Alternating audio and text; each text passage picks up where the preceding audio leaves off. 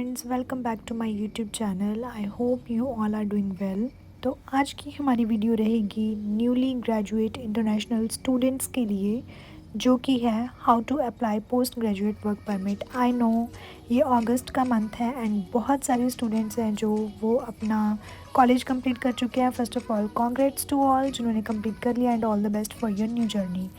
तो अभी I know सबके मन में डाउट आ रहा होगा कि हमने पोस्ट ग्रेजुएट वर्क परमिट करना है तो उसके रिलेटेड काफ़ी सारी क्वेश्चंस है। हाउ टू अप्लाई, क्या क्या डॉक्यूमेंट्स चाहिए, क्या हमें एजेंट के पास जाना चाहिए या फिर हम घर पे कर सकते हैं। तो इन सभी क्वेश्चंस का आंसर्स देने के लिए मैंने ये वीडियो बनाई है।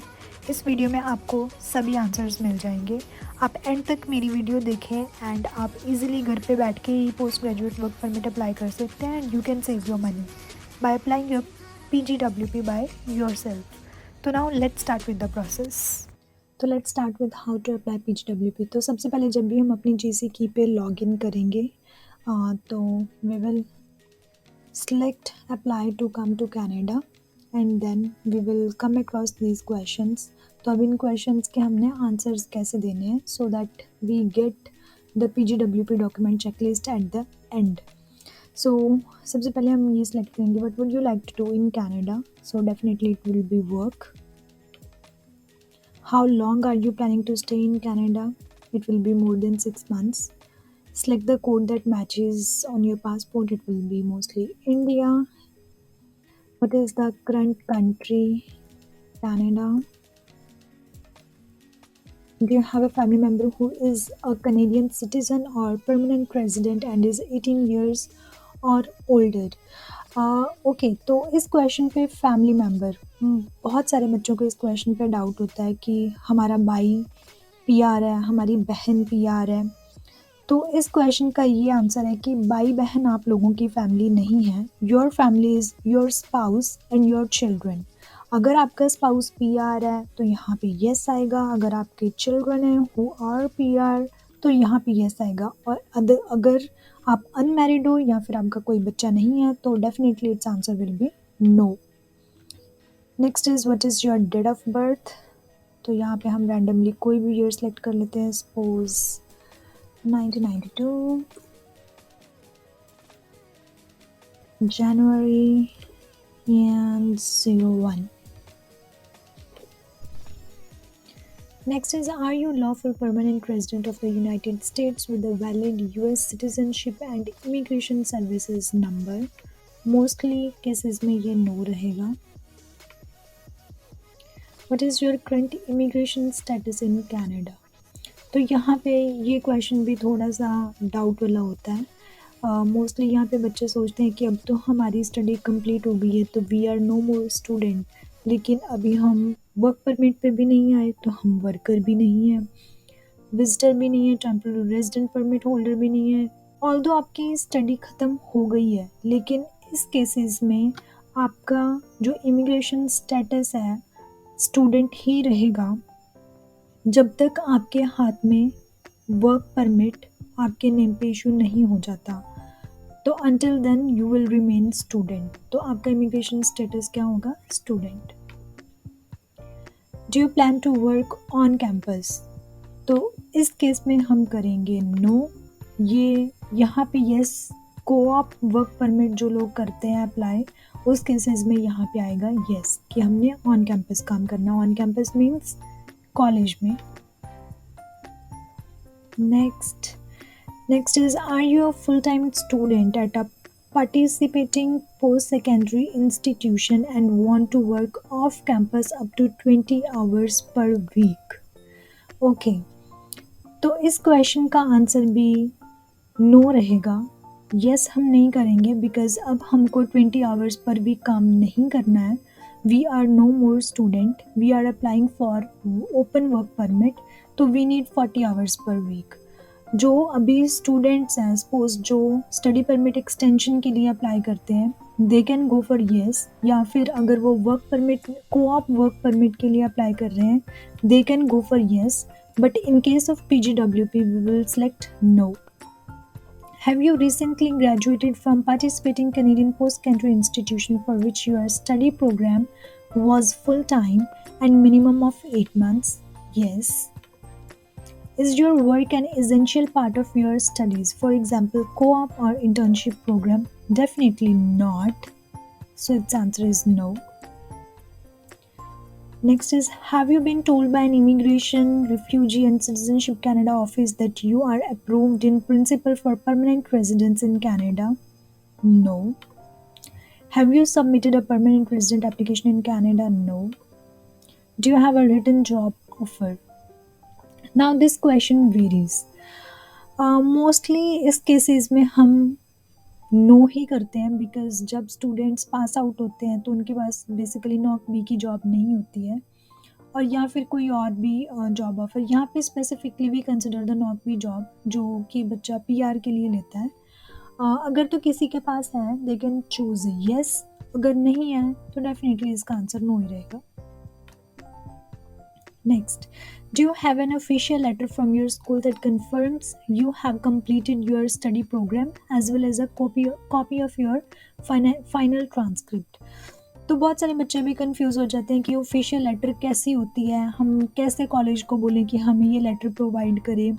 तो ये आपके पास होनी चाहिए। Before applying PGWP you should have your official completion letter plus your final transcripts. तो इस केसेस में हमको येस करना है कि yes we do have the official letter. ये आपका कॉलेज आपको इशू करेगा after completing your 8 months of program. After that you will get this. Next is, what is your marital status? So ये भी वेरी करेगा। अगर कोई मैरिड है तो दे विल चूज मैरिड, अगर कोई सिंगल है तो दे विल चूज सिंगल, और एज पर योर सिचुएशन। तो I would go with the single. Next is, what is your province और टेरिटरी ऑफ डेस्टिनेशन? तो ये भी आप लोगों की सिचुएशन के अकॉर्डिंग वेरी करेगा कि आप कौन सी प्रोविंस में रह रहे हैं। तो I will go with the Ontario. Next, okay, now we got the results. So one is TRV and second is postgraduate work permit in Canada. तो जो भी हमने ये क्वेश्चंस के आंसर्स दिए हैं उसके बेसिस पे हम दो चीज़ें अप्लाई कर सकते हैं। One is TRV and second is post graduate work permit. TRV हम अभी नहीं अप्लाई करेंगे। TRV we will apply after we will get the official copy of our PGWP। तो सबसे पहले हम post graduate work permit apply करेंगे। जब हमारी हार्ड कॉपी आ गई then we will apply for the stamp, that is the TRV. So now we will continue with the postgraduate work permit. Continue. Next, do you have official letter from your school that confirms you have completed? ये again फिर से same question आ गया। वो फिर से आपसे confirm कर रहे हैं कि do you have the official letter and your final transcripts before applying? So it will definitely be yes. Have you had a medical exam performed by IRCC authorized panel within the last 12 months? तो ये भी question very करेगा। अगर तो आपका last 12 months में medical है तो यस कर दो, अगर नहीं है तो नो कर दो। नो कर दो तो भी कोई दिक्कत नहीं है। तो next is, medical exam is needed before you submit to for foreign nationals who want to stay. तो ये क्वेश्चंस आप लोग रीड कर लो। मोस्टली मेडिकल चाहिए होता है उन स्टूडेंट्स को जिन्होंने जो हेल्थ केयर प्रोफेशनल्स के रिलेटेड है, जैसे जो हेल्थ साइंसेस वर्कर्स है, क्लिनिकल लेबॉर्ट्री वर्कर हैं, या पेशेंट अटेंडेंट इन नर्सिंग और जीरियाट्रिक होम्स, जो हेल्थ केयर बैकग्राउंड को फॉलो करते हैं, उन स्टूडेंट्स को मेडिकल चाहिए होता है। Because in future they have to work in the health care field. So before going to the health care field they do need the medical. अगर तो आप इनमें से कोई भी जॉब कर रहे हो तो यू विल चूज येस, अगर नहीं तो you will choose no. So I will go with the no. Next, again the same question. Do you want to work in one of the following jobs? अगर आप लोग इनमें job कर रहे हो तो yes, अगर नहीं कर रहे हो तो no. Do you want to submit an application for a family member? अगर तो करनी है तो yes, नहीं तो no. Are you giving someone access to your application? अगर तो आप किसी एजेंट से फाइल लगवा रहे हो या फिर आपका कोई फ्रेंड आपके बिहाफ पे अप्लाई कर रहा है तो चूज़ येस। अगर कोई IRCC ऑथराइजेशन वाला बंदा कर रहा है then they will choose yes, और अगर आप खुद ही कर रहे हो तो you will go with the no. In the past 10 years have you given your fingerprints and biometrics? Yes.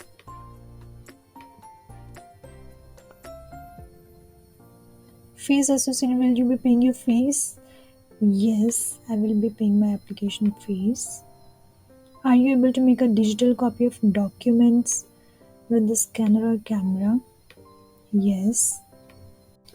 Will you be paying your application with the Visa or debit MasterCard? Whatever your payment method would be, it will be yes. सो अभी ये जो सारे questions के हमने answers दिए अभी वो फिर से रिव्यू करवाएंगे हमें कि हमने सही आंसर्स दिए हैं. So you will go through all the questions very carefully. तो after reviewing we will do continue.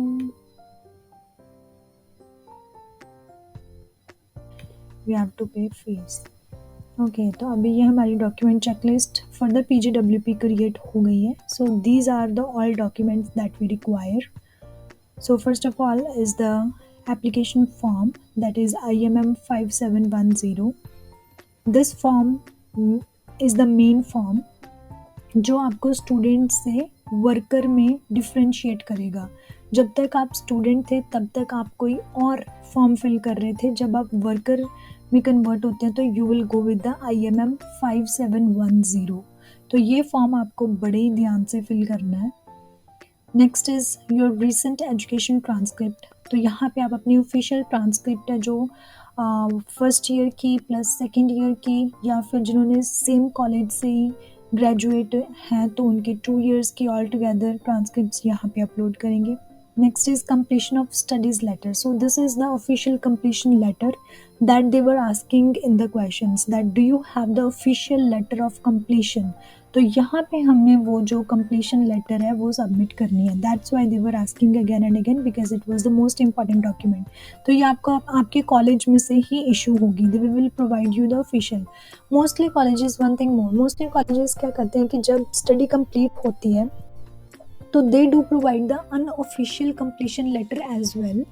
कि जब तक आपके पास ऑफिशियल लेटर नहीं आती, अगर आपने किसी को भी दिखाना है कि you have completed your studies तो आप लोग अनऑफिशियल कंप्लीशन लेटर उनको दिखा सकते हो.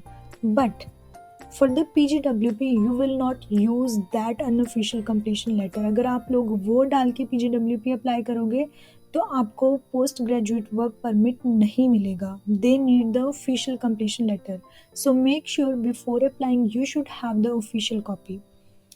Next is the passport. Everybody has that, and digital photo. So only these are the documents that you have to submit for the postgraduate work permit.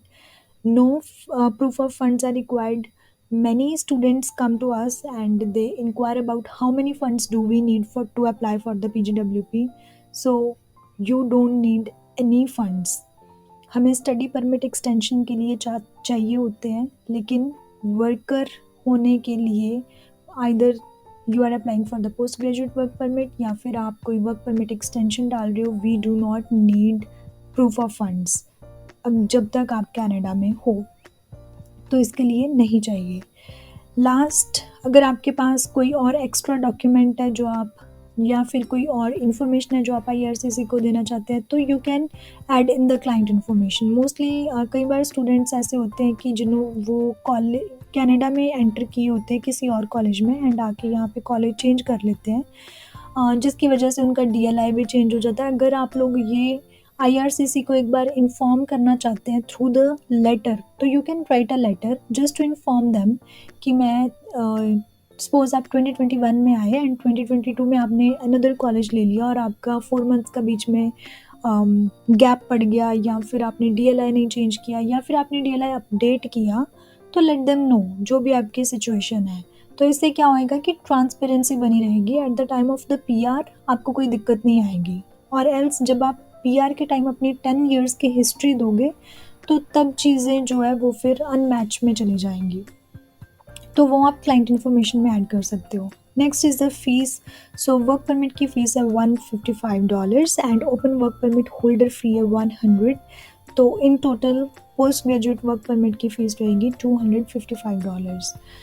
After submitting all your documents you will यहाँ पे option आ जाएगा transmit का. आप transmit करके अपनी fees पे कर दोगे और आपका post graduate work permit apply हो जाएगा. तो आजकल की जो प्रोसेसिंग टाइम चल रही है PGWP की, अब हम वो देख लेते हैं. I think mostly it's around 145 days. Let's see for that. Processing time.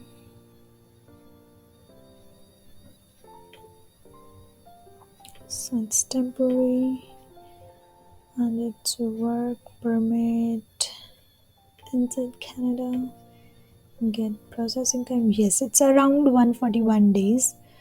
तो मोस्टली 141 डेज़ तो ये नहीं ले रहे आजकल, जो हमें रिज़ल्ट मिल रहे हैं that is in a month और 1.5 मंथ। तो 2 महीने से पहले रिज़ल्ट्स जो है वो आ रहे हैं। तो आप लोग जब भी अप्लाई करोगे तो you will get your work permit within a month और विद इन 2 मंथ्स। तो ये था सिंपल सा process how to apply post graduate work permit, जो कि आप लोग घर पे बैठ के अप्लाई कर सकते हो। No need to go to any agent and pay them unnecessary fees. Yes, you can do it by yourself at your home. तो ये सिंपल से प्रोसेस है।